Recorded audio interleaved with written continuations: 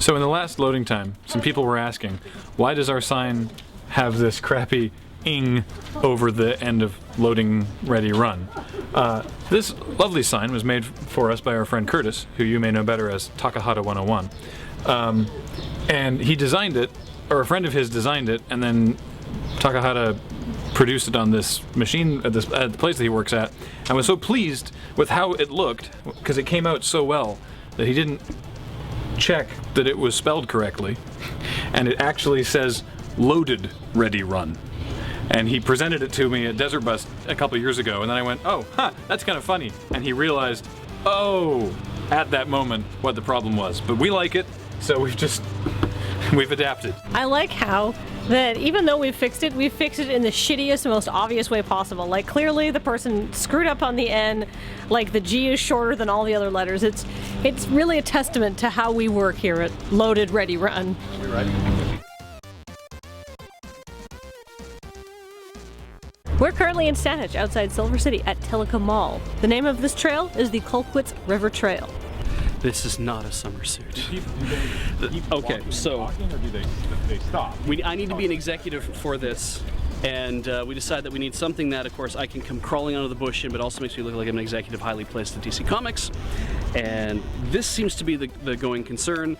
I had like a nice like green double-breasted, it looked like pretty flash, and we made the decision that was probably not going to fly. So this is my pinstripe power suit. I've worn this too. You can even make out the little Masonic symbol I got there. It's what I wear to lodge.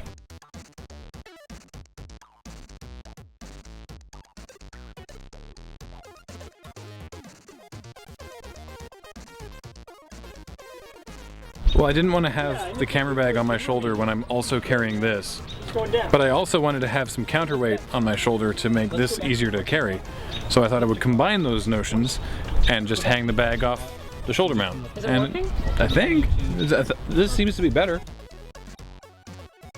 All right, so the thing is here is that we had to gin up a boom. I think Paul got inspired by the fact that every time I'm booming anyway, I'm always dipping the boom into shot. I'm always trying to get a sense of what's, how far am I away from what's going on. I think he just decided, fuck it, let's just put Beej in the thing with his boom. That'll be fine. So we've got Rode mic on a monopod, and everything runs into my pocket, all the cables and stuff. And what we'll do is we'll pull out this recorder.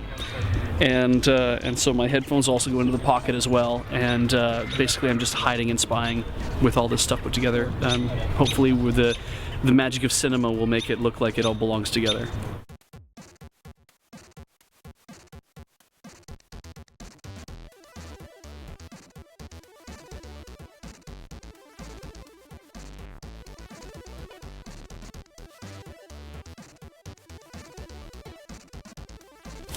sorry, I think so.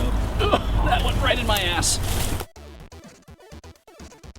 We're waiting for sirens to go by. It's going, Beej. It's just crouching. All right. Twigs in my ass.